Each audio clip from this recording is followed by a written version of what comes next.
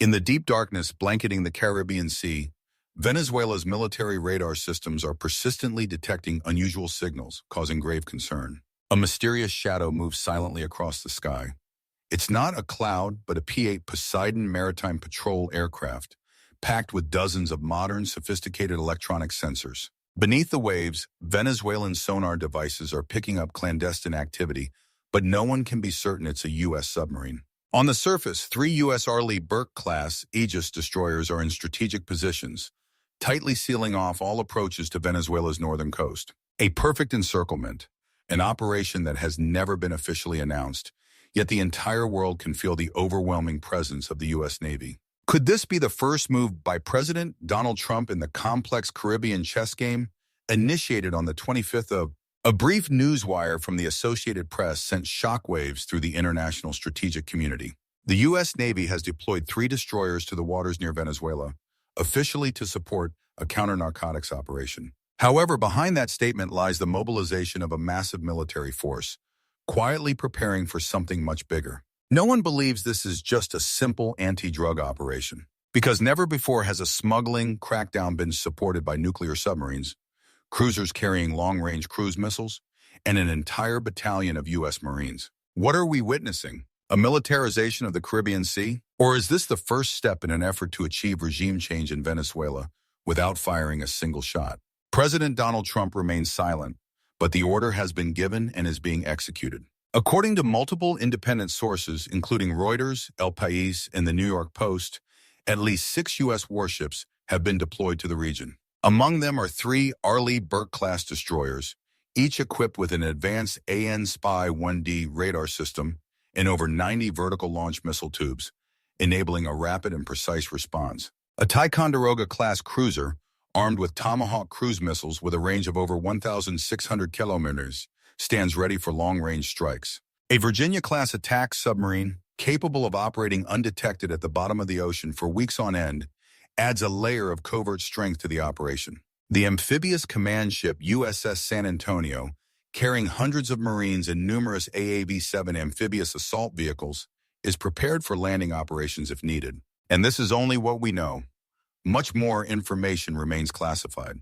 There has been no official statement from U.S. Southern Command, the agency responsible for all American military operations in the region.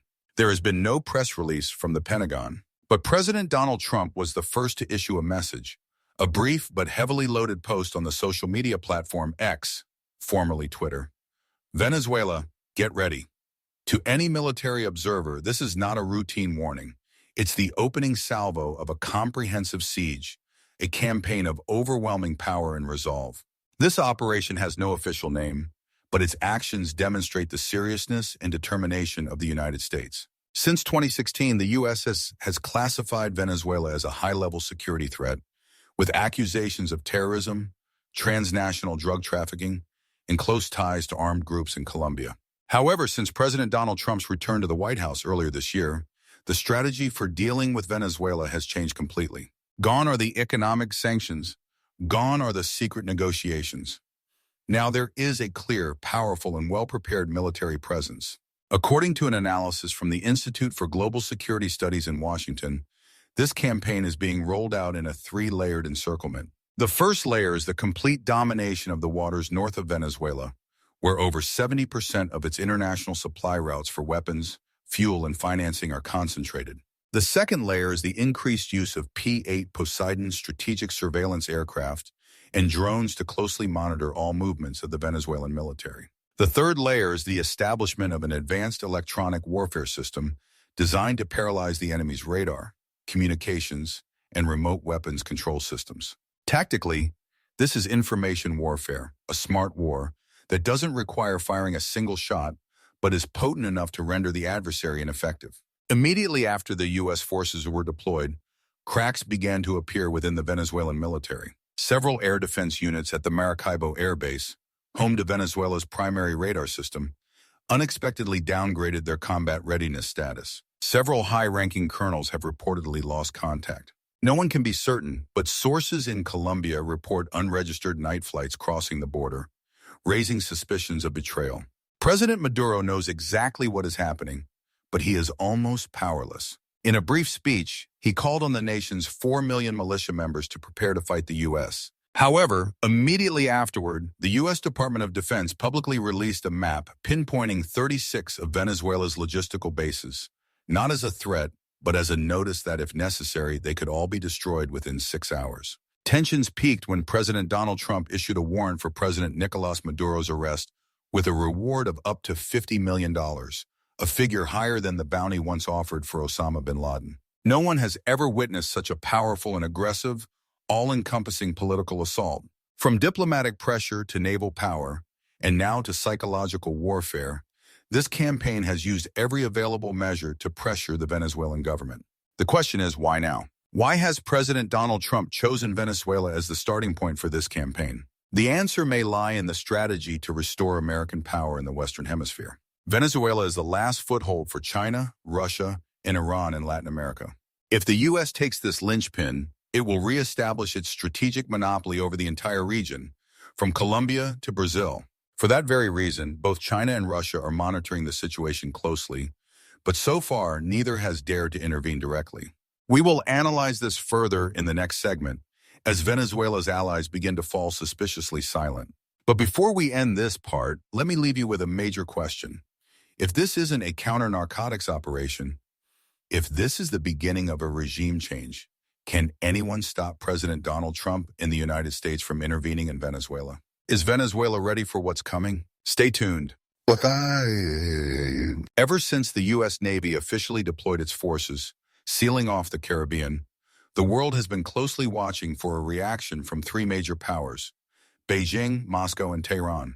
But there has been absolute silence. Not a single official statement, not a word of criticism, no gesture of support, just a cold silence that has Western observers asking, has Venezuela been abandoned? Many had expected China to be the first shield for President Maduro, not just because of a friendly relationship established over 20 years ago, but because Beijing has poured nearly $32 billion in investments and loans into Venezuela, mostly in the form of oil for infrastructure deals. However, as the Caribbean door was slammed shut by U.S. warships, China chose to take a quiet, calculated step back. Chinese state media did not feature the event on their primetime news broadcasts. All that appeared was a small blurb in an early morning international news brief. No pictures, no commentary. It's a familiar media tactic China uses when it wants to avoid getting entangled in a crisis it cannot control. But the deeper reason stems from strategic calculation. According to an analysis from the Stockholm International Peace Research Institute, China is caught between two realities. First, it wants to protect its assets and influence in Venezuela. But second, it does not want to be seen by President Donald Trump as a direct adversary in Latin America, a traditional U.S. sphere of influence. And at this moment, with U.S. forces present with full deterrent power, China understands that any rash move would lead to irreversible consequences. Remember that President Donald Trump doesn't just have warships. He has the power to impose financial sanctions on any Chinese bank, company, or individual deemed to be aiding a wanted regime. With just one executive order, the entire financial supply chain between China and Venezuela could be frozen overnight. So Beijing chose a quiet retreat without a sound. And President Maduro understood that. In a speech on the 27th of, he no longer referred to China as a strategic ally. He said simply, "We can count on no one but ourselves." A bitter admission that shows Venezuela's circle of allies is shrinking. What about Russia, a nation that once vowed to protect its partners in the Western Hemisphere at all costs? A country that once flew strategic bombers to Caracas as a show of force? But right now, Moscow is bogged down on the Ukrainian battlefield, where it has lost over a third of its main battle tanks, where its defense budget is being drained by offensives in the Donbass, and where NATO is increasing pressure by the day. President Putin cannot open a second front just to protect a distant ally that offers no direct strategic value. Worse, if Russia gets involved in the Venezuelan crisis, it would face a 13th round of sanctions from the U.S., which could cause its already exhausted economy to collapse completely. So, although it has said nothing, Moscow has shown its position through intentional silence. The Russian Ministry of Defense issued no statements, the foreign minister held no press conferences, and major Russian media outlets like RT and Sputnik shifted their coverage to domestic issues. Once again, President Maduro received an answer without words. And Iran? the final ally that once helped Venezuela bypass fuel embargoes with oil tankers crossing the Atlantic, that once provided technology for attack weapons and trained air defense forces. But Iran itself is now facing a deep crisis in the Middle East. The U.S. military presence in Iraq is growing. Israel is expanding its airstrikes into Syrian territory, and Iran's allies like Hezbollah and the Houthis are being squeezed by large-scale counter-operations. Iran, while still expressing sympathy for Venezuela, has absolutely no capacity for a real deployment. It cannot send troops, it cannot transfer weapons, and it certainly cannot confront a U.S. fleet on station just 50 nautical miles off the Venezuelan coast. The harsh reality is that all three of its biggest allies have distanced themselves from Venezuela at the most crucial moment. A perfect siege by President Donald Trump, not because the U.S. fired first, but because no one dared to fire back. Venezuela's internal situation is also beginning to fracture. According to a report from El Nacional, an opposition media outlet in Caracas, at least 6 high-ranking generals have been secretly arrested on suspicion of colluding with foreign powers. Some army units on the western border have requested permission to pull back to rear positions. Even many internal battle maps have been re-encrypted for fear of information leaks. This situation has led many to draw comparisons to the final days of Saddam Hussein's regime, when allies also turn their backs one by one. When the military gradually loses faith and when the leader no longer knows who to trust. The only response President Maduro can muster is to continue mobilizing the militia, ramping up propaganda on state television, broadcasting programs to stir patriotic sentiment, and denouncing the U.S. as a new imperialist aggressor. But what he doesn't dare to mention is the silence of those he once called friends. President Donald Trump may not need to take another step. He just has to stand there and let Venezuela collapse on its own. To conclude this section, a question for you.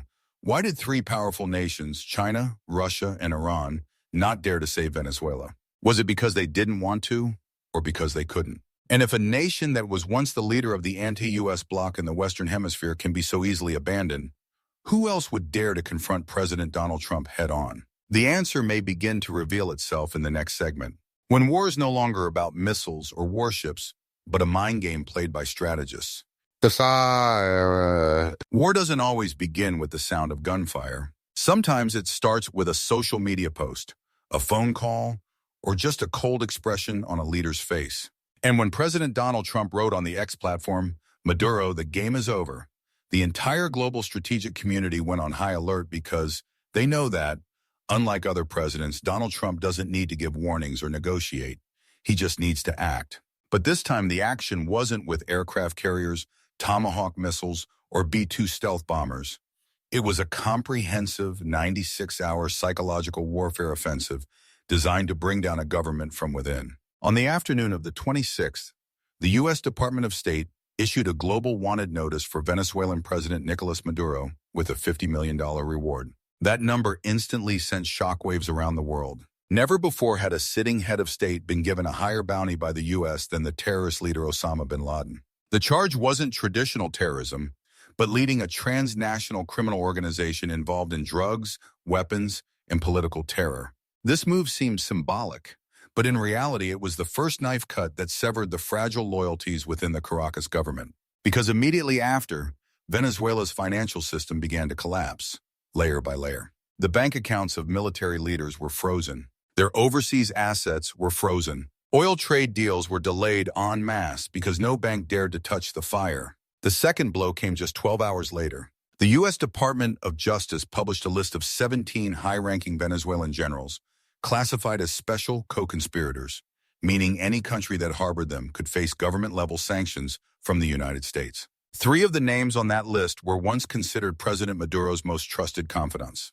But now they were put on the same level as Colombian drug lords or African smugglers, a deliberate and extremely effective form of character assassination. Within a single day, these phrases were trending in over 26 Spanish and English-speaking countries. Images of President Maduro were photoshopped to look like a drug lord disguised as a president. Images of Venezuelans scrambling to withdraw cash and hoard food were heavily promoted. Deepfake videos depicting President Maduro fleeing the country went viral, gaining millions of views in just 24 hours. President Donald Trump didn't need to send troops into Caracas. He just needed to sow a message. He is a wanted man, and no one can save him now. And when the world believed Maduro was losing, Even his closest allies began to waver. A Venezuelan general, speaking anonymously from Colombia, said in an interview, "We have fought for 20 years, but now there is no reason to hold on. There are no resupply orders, no aid, and most importantly, no more trust." A strategic communications officer who once served under President Maduro defected to Panama and publicly criticized him.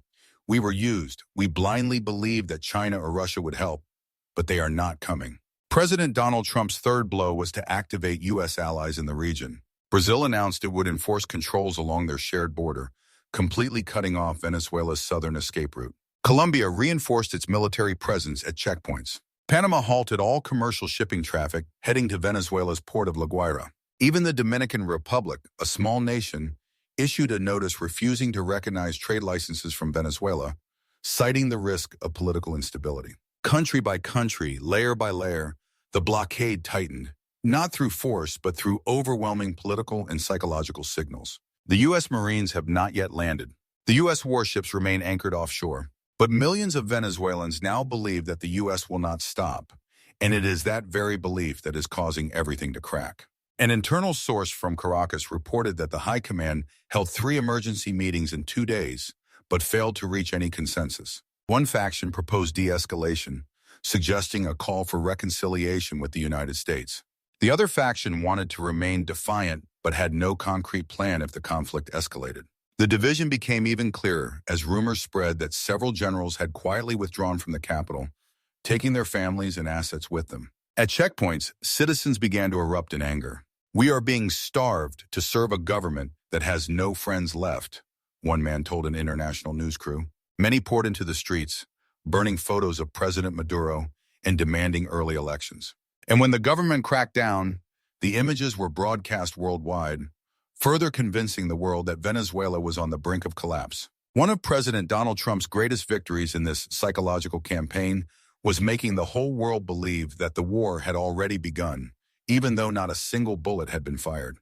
It made it seem as though President Maduro had already been defeated in the minds of his own subordinates. In the end, psychological warfare is not about destruction, but about making the enemy self-destruct. And if the plan holds, President Trump won't need to launch any military campaign at all, yet he will achieve his goal of regime change through media, sanctions, and fear. Honestly, if you were a Venezuelan military officer, reading a wanted list with a high reward while food is scarce, weapons are deteriorating, and allies have abandoned you, who would you fight for? And how long would you remain loyal? Sometimes war doesn't need guns. It just needs to know the opponent's weakness and strike it with words. It's a bloodless war, but it can tear a nation apart in less than a week. President Donald Trump has done it, and now the world is just waiting to see who will pull the trigger first. When President Donald Trump ordered the encirclement of Venezuela, he wasn't just targeting a nation in crisis. He was striking at the heart of a shadow power structure spanning half the Western Hemisphere. Venezuela represented what China, Russia, and Iran had tried to build in South America: a geostrategic checkpoint, a backdoor to the Caribbean, a launch pad to expand their influence beyond the Pacific. Now all of it is collapsing. In military terms, this is called a reverse domino effect. It doesn't mean that when the adversary falls, other countries will collapse. It means that when confidence collapses, the regimes that rely on it will also fracture. In just 5 days after the U.S. established its blockade, 7 nations in the region began to change their tune. Colombia officially reactivated the U.S.-Colombia Strategic Alliance. Brazil granted the U.S. military temporary use of a strategic port in its north to ensure regional maritime security. Honduras refused entry to 2 Venezuelan-flagged merchant ships, a sign of its refusal to recognize both its cargo and its sovereignty. Panama cut off payment transactions with the Central Bank of Caracas. Peru announced it would support any effort to restore democracy in Venezuela. The Dominican Republic re-signed a military data-sharing cooperation agreement with Washington. Chile, once very cautious, unexpectedly abstained in an anti-U.S. resolution at the United Nations initiated by China. In Havana, the Cuban Politburo held closed-door meetings for 2 days, not to discuss how to support President Maduro, but to assess the national risk if the U.S. continued its campaign in the Caribbean. A leaked document from a U.S. intelligence agency suggests that Cuba has even begun back-channel negotiations with U.S. diplomatic channels, something that hasn't happened in over a decade. The question is, why did one non-combat operation create such a massive reaction? The answer lies in how President Donald Trump reestablished the region's strategic trust. For over a decade, many Latin American countries had lived in a state of uncertainty. They didn't believe China would protect them if a conflict broke out. But they also didn't believe the United States would dare to return to the region in a leadership role. They chose a forced neutrality, quietly walking a tightrope between the two poles of power. Now everything is clear. Venezuela is the proof. When America returns, it returns with its full power, militarily, psychologically, and politically. President Donald Trump did what many thought was impossible. He reshaped the entire power structure of the Western Hemisphere without a war. In U.S. defense analysis centers, this campaign is described by the term silent realignment. There are no occupying troops, no amphibious landings, no shelling or airstrikes. There is only the repositioning of a nation's loyalty through what America does best: psychological weapons, precision sanctions, and the ability to apply multi-layered pressure on an opponent's entire economic, financial, and political ecosystem. From Caracas, a signal was sent all the way to Beijing, and that message needed no translation into Chinese. We can suffocate your influence in our own backyard within a week. In an article for The Atlantic, a former U.S. ambassador to the Organization of American States wrote that what President Donald Trump just did was not just a campaign to reclaim influence, but a declaration: we still control the game. What's noteworthy is that China could not respond. No naval task force was dispatched to the Western Atlantic. There were no harsh statements from Beijing, only very generic remarks about maintaining stability and resolving issues through dialogue. Because China knows it cannot protect Venezuela, even if it wanted to. Geographical distance, logistical constraints, and internal financial pressures have left Beijing with no capacity to back anyone outside the Asia-Pacific. As for Russia, it's struggling with economic sanctions over Ukraine and a NATO that is expanding eastward. Even resupplying the Wagner Group in Africa is being disrupted, let alone supporting an ally in the Western Hemisphere. And Iran has been cornered by the U.S. in the Middle East, grappling with sanctions, confronting Israel, and dealing with domestic instability. Pouring resources toward Venezuela now would be tantamount to suicide. Thus, President Donald Trump has reset the rules of the game. Anyone not on America's side will not be protected. Anyone who remains loyal to outside powers will be isolated. Not with weapons, but with the undeniable truth: no one can help you. When the world saw that clearly, the entire chessboard shifted. No blood was shed, no ruins were created, yet victory was achieved. This is not just a military political campaign. It is a new chapter in the art of using power in the 21st century. Not using power to destroy, but using power to force the opponent to choose a new side. The geopolitical map of the Caribbean, once tangled with overlapping influences, is now clearing up with a single color: blue, the symbol of the United States. And from that position, President Donald Trump can go even further. Reestablish a continental security pact, reactivate the Fourth Fleet, set up a network of military bases across the Caribbean, and most importantly, make all of South America look at itself again and place its trust back in Washington. As we conclude this scenario, we have the right to ask, does President Donald Trump only want to solve a problem in Venezuela, or is he laying the foundation for a new century of American power in the Western Hemisphere? The answer: we have probably already seen it.